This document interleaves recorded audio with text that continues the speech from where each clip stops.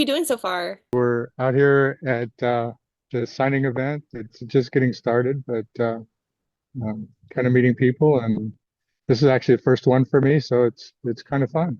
Yeah, that's exciting. I haven't done a signing event yet. So, how are you feeling in this moment? I mean, just nervous, excited? In the beginning, I was nervous, and I've been sitting here relaxing, talking with everybody, so I'm a little better about it now. So Yeah, that's so exciting. Well, I hope you get a lot of book sales and a lot of just a lot of interaction with the readers. That'd be kind of fun. yeah, I Yeah. had a little bit early, there are a few people that came through, so it's getting started. All Um, right. What inspired you to write? so I always wanted to write. It probably started. I was big into sci-fi when, as a kid, I saw Forbidden Planet, and it's an old-time sci-fi movie. But that was the first sci-fi movie I saw, and at that point, I was hooked. So I had to gobble up anything that was sci-fi. And then when another one, an older one, Jason and the Argonauts came out, then that hooked me with the fantasy elements of it. So I would watch and do anything I could with sci-fi and fantasy. And then as a young teen, I read the first Dune book of the series. And that is really, when I read that book, it's like, I would love to do something like that. So that's always played in the back of my head as wanting to write. But I came from the world of IT, and you spend 12, 14 hours a day working. The last thing you're going to do is spend another hour or two trying to write. So it just did, and with family and all of that just gets in the way. Mhm. But when I retired, and after I remodeled the house for our forever house, then it's okay. Now what do I want to do? And they had re-released the Dune movie, and after I saw that a couple of times, it's like, okay, I'm ready. It's been percolating, so let's put something together. Yeah. So I built a list of characters and an idea for what I wanted, and 6 months later, I had a book. Wow. You wrote this in 6 months? Yes. Wow, that's very impressive. Yeah. So let me show really quick too. I have Zeta 5. Oh, you have, yeah. I do, yeah, for the Passport Book Project, I'm gonna make sure I showed it on here. But that is not a small book. That is for six No, months, that's no, really it's good. right. Thank you. Wow. So yeah, so you had, I mean, you were inspired this whole time by that. Did you always, so you always wanted to write fantasy, and did these characters always kind of exist in your head, or did they just pop up right after watching the remake of Dune? They just popped up after rewatching the remake of Dune. And so yeah, so I had an idea of what I wanted for the book to be. And when I started putting the together, it's like, okay, now I know who's going to do what piece of this, and that's part of the book. So that's kind of how it went. But the other thing too is I was real quiet about not about writing the book. I didn't want anybody to know because you hear all these stories of people starting to write their book, and years later they're still writing their book, Mm. and I didn't want to be that guy that, oh, are you? How's your book coming? How's it coming? And 2 years later, you're still not done. So I was real quiet about it. But where I write is in the garage. I have a desk in my workshop in the garage, and I sit down. That's where I do most of my writing. But when you come in from the garage, it's a large space, and when you come in from the other side, I don't hear you come in the door, and you'll be standing behind me while I'm writing. And two of the characters in there are Christina and Emily. My wife comes up and she sees on the big screen Christina and Emily, and it's who is Christina and Emily? Who Oh, are right. you writing to? And it's like, oh crap, the word's out. Right. So that's kind of yeah, Well, at that point too, you probably had like a whew moment because you're like, it's just characters, I promise. It's just characters. exactly. I just looked at her. I said, I'm writing a book, and she said, "You're doing what?" Yes, yes, it's a book.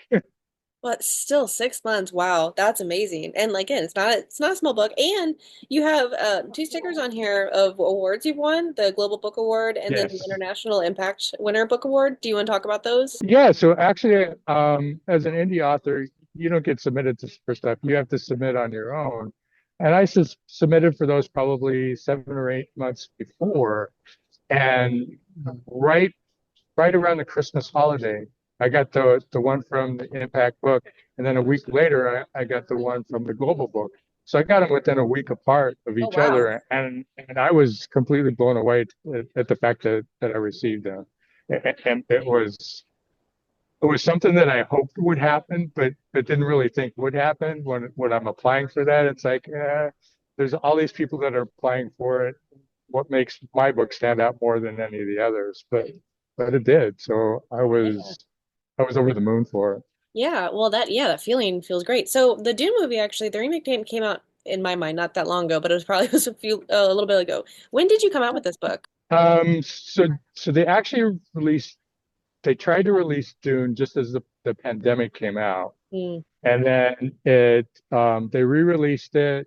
So we moved to North Carolina in 2020 during the pandemic, and I was started writing the book in August of 2022, and then finished in January of 23. Yeah. Um, After I watched it a few times, it's okay. I want to do something similar to Dune. So that's the other thing. So Zeta 5 is actually a large mining planet. Um, and it's surrounded by a large asteroid field, and you can't actually get into the planet. There's three moons that rotate around the planet, and every 3 months, the three moons align, and it puts a gravity pull on the asteroids that allows for an opening so you can fly in. So you have a day and a half to fly in, do what you're going to do on Zeta 5, and then fly out, or you're there for 3 months. Hmm. So that's kind of the premise for how that goes about. That's interesting because yeah, if you get stuck there, then you're just stuck there. Right. So in the book, Connor is he's kind of a young warrior. His brother's been out doing it for a while, and also in this book, there it's a futuristic world, and they're assimilating planets to help with trying to find different minerals and all of that within these different planets, and they'll approach these planets as they're maturing. Hmm. And that's how the first chapter starts. They're trying to bring on this one planet. There's a war going on, and they're trying to resolve it. And Connor's older brother Adam, who's been doing this for a long time, crash lands and gets captured. So this becomes Connor's first adventure to try and help get his brother out of being captured. So that's how the book starts off. Yeah, that's a pretty good start. Well, so would you say between Connor, Adam, or a different character, who is your favorite character? So actually, there's two. There's Connor, because he's a young warrior trying to make his place and he's trying to figure out what's going on. But then there's also the Emperor's daughter, Christina, and you find out in the second chapter you get hints that she's capable of doing some things on her own. And as the book progresses with what goes on there, you find out what Christina is really capable of doing. Hmm. Okay. So it's actually both of them because you see them grow throughout the book as well. Yeah, so like a coming of age kind of story, or just their character growth. More of their character growth. Okay. So, I mean, you kind of already just briefly told us a little bit about Zeta 5. Is there anything else in there that you wanted to kind of throw out for some readers that might be already kind of hooked and interested in picking up this book? Yeah, so in chapter two, the Emperor Esteban has a younger brother Lorenzo, and Lorenzo is a very smart scientist, and he works in the labs and he helps develop the weapons and stuff. He was the one that actually worked with the group that helped develop interstellar flight, Mm. so that they weren't having to use cryo chambers to fly between planets and stuff. They could actually fly there in days instead of years. Um, but the problem is, near the end of chapter two, Esteban finds out that Lorenzo is doing stuff that he is not aware of. There's a lab explosion that exposes some of the stuff that Lorenzo has been doing. Mm. And this is so the way I place the book is Dune meets Game of Thrones meets Stargate. So, and the Stargate element of it is when Esteban goes to find out what Lorenzo did after the lab explosion, there's a phasing at the demolished lab that exposes another planet. So, and that's where they determine that Zeta 5 is that other planet. And that's what causes Connor and Eric to go there to try and determine what Lorenzo's been up to. Connor and his mentor Eric go to Zeta 5, and Adam with some others try to determine what Lorenzo's up to by doing his own legwork at these different planets that he's interpreting. And Connor gets involved, and this is where Connor has the ability to see the future, but it's still there's still pieces of it that don't fit. And when he goes to Zeta 5, he realizes that there's pieces and elements of it that he needs to know and that he needs to accumulate. And he gets involved in like a warrior battle. They have contests, and he gets involved in these contests. And this is where the prophecy comes out about what they have at Zeta 5 and the prophecy of the one with this prophecy. Wow. Yeah. I mean, you've got a lot in here. You got prophecies, you have I wouldn't say magical gifts, but like abilities, and you've got world building in here. So let's talk about world building because that's a whole thing. How Yeah. was that Yeah. easy? Was that harder? How was that for you? Actually, for me, it was actually pretty easy because I was trying to do something like Dune, but I couldn't use I couldn't use sandworms. I couldn't do any of that. So yeah, in there, and one of the things in there, a little bit of a spoiler, is there's a dragon involved in this, Okay. and they just yeah, there's hints of it when Connor and Eric first get to the planet, and it's like, no, we really don't want to go there, and Connor's going, yeah, we do. We're gonna need this later on, so that's kind of how that plays into it. Yeah, and so is that the Game of Thrones kind of aspect you have in there? The dragons? Exactly. Yeah. Yeah, the Game Okay. of Thrones aspect of it, and then the battle between the Empire between Lorenzo and his brother. Okay. And did you have a lot of fun making up the names, or was that actually kind of tricky for you? Um, it was a little tricky because the one thing in fantasy, sometimes the wording for this stuff becomes a little complicated, and it's like, am I pronouncing it right? Am I not Hmm. pronouncing it right? So I didn't really want to dive into that. But I also knew that Adam had to go to different worlds. He had to see what was going on. So there were different planets that I had to come up with and different designs for it and the rest of it. It was trying to be not complicated, but still give them a different name than what's out there. Yeah. So Yeah. I feel like Zeta 5 is a really solid name. I mean, that's a strong name and it's easy. Like I didn't question what this word was. I could kind of pronounce it myself. right, Yeah. exactly. So question really quick, is this going to be a series or is this a standalone book? So I've completed three and I'm working on book five. Whoa, okay. Yeah, yeah. And when I first started writing, the thought was, okay, I can write a book. I'll be done with it. It'll be out of my system. And probably about 3 months after I was done writing the book, while I'm still trying to figure out how to get it published and the rest of it, it's like, no, I have other ideas here on how I can spin this off. So in the first book, it ends with a hint that there could be more, but it doesn't really leave you on a cliffhanger. So it's not like, but if you look in the back of the book, I do have the first 5 pages of chapter two in there. So you have an idea that book two is out there. So, but once I can get a following and get some some noise on this one, then I'm happy to get the other ones published. Yeah, and I will say, I don't know if you've looked into ARC reads at all, but they have been very successful with people launching new books. Like I missed out on my last one. I'm really excited for the next one, but if you have questions about that, I'm happy to help. Yeah, and I did do some arc read, but I only had like 11 people. So I Oh, did cool. get some reviews in the beginning. I'm at 34 for Amazon right now, not a ton, but most of them are pretty solid reviews. I did get a one, so I've been validated. I do have a one, so I can say Right. this isn't this isn't a one-off. Somebody didn't like it, so And that's okay. It's and you not know you everyone's can't cup of please tea. everybody. Yeah, exactly. No. Wow, that's exciting. So yeah, this story lives in your head. Did the characters just kind of do what they normally do and take off on their own, or did you still have like an idea? Yeah, and that's it exactly. I had an idea for what the characters, what I wanted the characters to do, but when you sit down writing, they that's it exactly. They start taking off and they doing their own thing, and you just kind of follow them along the journey as you're writing it. Yep, yep. And it's a crazy thing to explain to a new writer, like, yeah, you have an outline, but it's not going to be the same at the end. Yeah, And that's okay. Honestly, it's kind of better for it. Like, there's stuff I've came up with halfway through a book that I'm like, I would have never thought of that.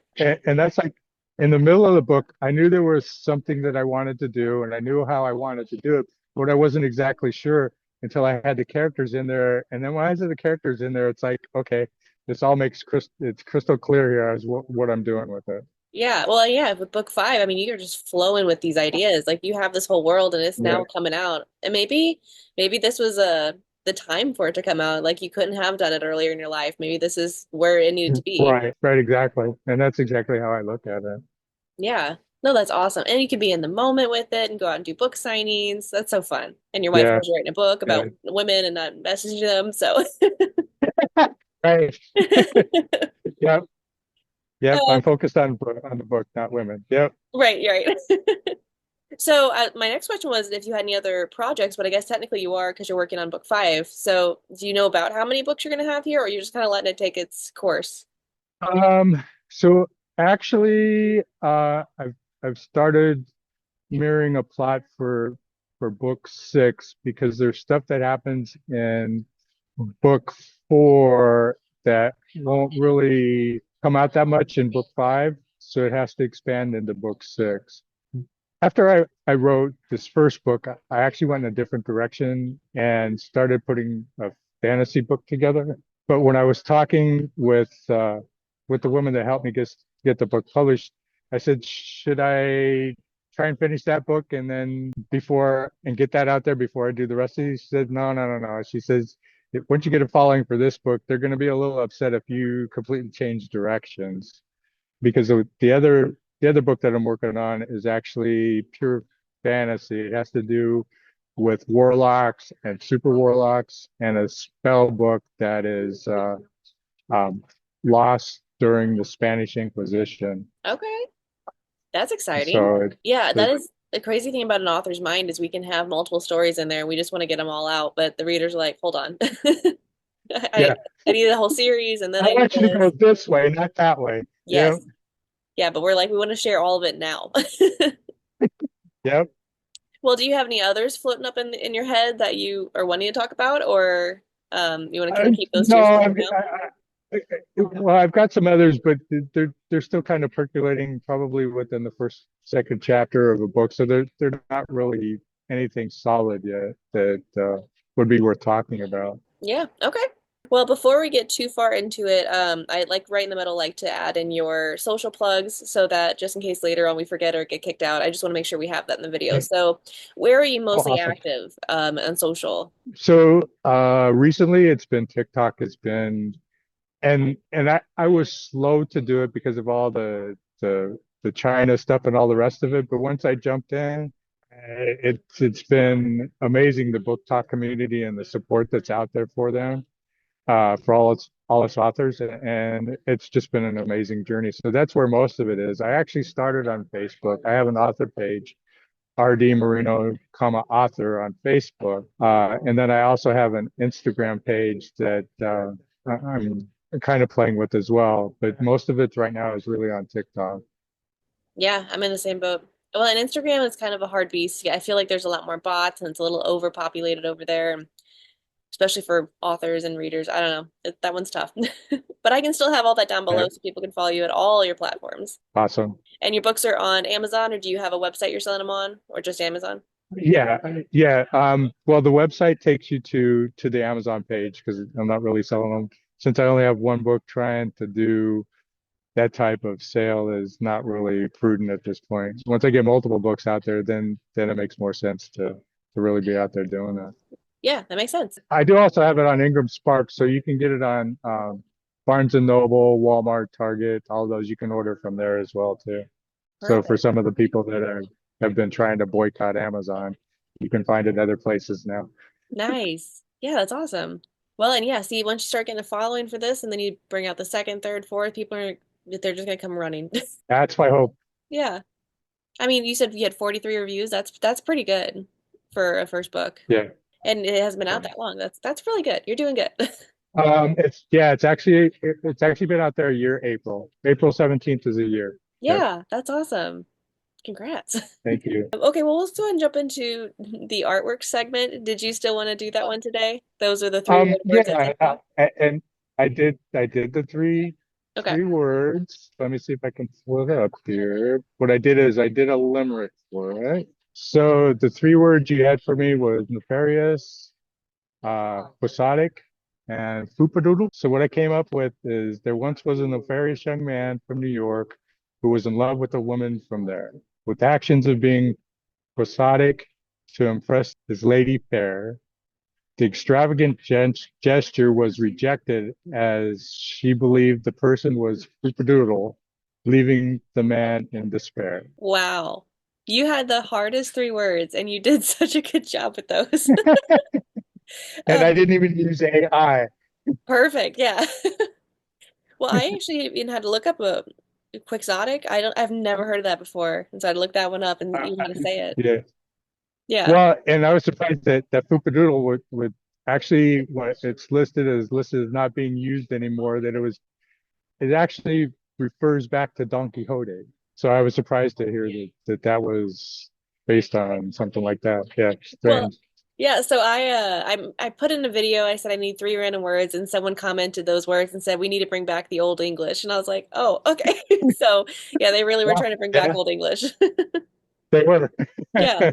But you did a great job. Well, I do love this segment. Thank It's you. I love seeing authors pick like pull out their creativity for just three random words and just how what you guys do with it is amazing. Well, Well, so I thank did you. actually think of another question while you're looking for it. Do you happen to have advice for a new author who is just starting to write their first book? Yeah, so if you're really thinking about doing it, don't hesitate. At least get your words down on paper. Once you get down on paper, then you can sort through it from there. But also, if you're writing something that you think you're going to love, somebody else out there is going to love it too. And you just have to keep that in mind when you're writing, No, 100% true. Yeah. Well, and you never know who your book is gonna inspire. So like the person who right? created Dune didn't know that they're gonna inspire you in this whole series. Right, Yeah. exactly. And the one thing I always love saying, I heard it in a song lyric and I can't remember the song, but the person said our art outlives us, and that's just such a phenomenon in my head of like our art will live past us, and we can give this to generations before after us. Right, right, exactly. Hopefully, my grandkids and their grandkids and whatever will see that, Yeah, feel a relationship to it, and expand on from there. yeah, they'll always have that. Yeah, that's so beautiful. Well, we've done the 30 minutes. They do give us about 10 more minutes, but I'm at my end of my questions. I didn't know if there was anything else marketing wise that you had coming up you wanted to advertise, if you wanted to. I didn't you just talk about the ARC reads already, but I didn't know if you had another kind of, hey, I'm going to be doing this or doing a signing or anything you want to get out there. Well, actually, I'm going to be in South Carolina in June 28th for there's a large event going on, and I don't have the name in front of me, but I can send you that information. Yeah. So June 28th in South Carolina, there's a large book fair that's going to be going on there, and then there's two here in North Carolina in August that'll be going on. One here in Charlotte and another one in I forget what the other one is. Yeah, that's awesome. But I can send you the information for those if you want to add those too. Perfect. Yeah, I can put those in the description below. Awesome. All right. Well, you answered all my questions so quickly. Um, is there anything else you want to talk about with Zeta 5, the series, or just being a writer in general? Um, it's been an exciting journey. I've loved it. It's like I said, it was something that I always wanted to do. And once I was able to actually get a book out there, I tried to go the traditional route. That didn't happen. So I went the indie route, and I've been nothing but happy with it. Marketing has been a challenge on its own, but it, it's a marathon, not a sprint. So I just keep that in mind as I keep moving forward. Yeah, that's perfect. For those new authors that are coming into the scene and they're really trying to, because for me, I really try to push in the traditional. I didn't know we could be indie authors. And so, do you have any inspiration for someone who might be struggling with the traditional publish and wanting to go the indie author route? Um, yeah, don't get deflated by the fact that you're not getting the responses that you're looking for going through the traditional route. If you do decide to go the indie route, just keep in mind that you have better control of your artwork out there and being able to actually, if you can get a following for it, you can actually do much better as an indie author. It's just getting to that point. Yeah. And it feels more personable. So like being out and doing these book signings Yeah. and in smaller quantities, so it's not just like a sign and go kind of thing. Right, Yeah. right. You're not a factory. Yeah. Well, and I don't want to, we have 7 more minutes left. I don't want to, cut down your time too much, but if you needed to go, I know you do have people coming up to your booth, so I don't want to cut into that either. Yes. Can you come just for a minute? Come around. No, come around. I want you to say Oh, hi. okay. Hi, Katie, how are how are you? you? Can you hear? Can Hi. I hear you? Hi, how are you? Good. Did you set all the this up today? I did, though I didn't know I was doing it. Like, no, I the book, the coffee shop just said they found out I was an author and they've been wanting to do author events. So I did my best. It's a work in progress. Yeah, but that's still exciting. I mean, he's had a few people come up interested in his book, so that's really exciting. Nice. Yeah. Please, I'm interested in this. I Oh, mean, yeah. like, What, did you know he did this in 6 months? yes, I had him on my show the other Oh, that's week. right. I might have came in after that question. Yes. That's crazy. Yes, that's so exciting, though. Well, it's good seeing you. It's good You're gonna seeing you. have you seen my new show with Stacey Rush on Fridays? No, I have not. Is it on I'm a TikTok? co-host now, so it's on TikTok. Okay. We're trying to do some on Instagram also, but right, I think we have like one scheduled. Most of them are on TikTok, but it's a different dynamic with the co-host, but it's fun. So you have to come on that. Okay, perfect. I'll set it up. All right, it was good seeing you. Good seeing you. Have fun. Thank you. Yeah, thank you. It was a small world. Oh, yeah, it is. Yeah, amazing. I feel really bad. I was on her live and it was my first time on a TikTok live and my audio was echoing the entire time. So I was very distracted. Oh, I no. felt so bad. She has really good questions. Yes, yeah, yeah. I was on her a few weeks ago. Yep. Yeah. All right. Well, I can let you go and you've got authors or readers coming up. So yeah, sell all those books and get the information out there. You can hand out all those I will. bookmarks. Absolutely. I Yeah. will. Oh, Thank and you. I really enjoyed this. Yes. yeah, I will say before I go, for the people watching and listening, this book is a part of the Passport Book Project, and so after I read and review it, I will stick my little sticker in and then move it on to another reader. So this will be going on until it's filled with stickers, and then the idea is it comes back to the author with stickers of all the readers that have touched and got inspired by this book. So this will be moving around and doing its own little journey, and that's so exciting. Yeah, it's an amazing idea. I love it. Yeah, I'm so excited. I have another batch going out, and I think yours is, I've got one more before yours, but then yours might take me a second, Okay. but it's getting No there. worries. All right. All Well, thank right. you for coming on Well, today and have a good luck with the signing today. thank you. Thank you Yeah, for your time. of course. Bye. Bye-bye.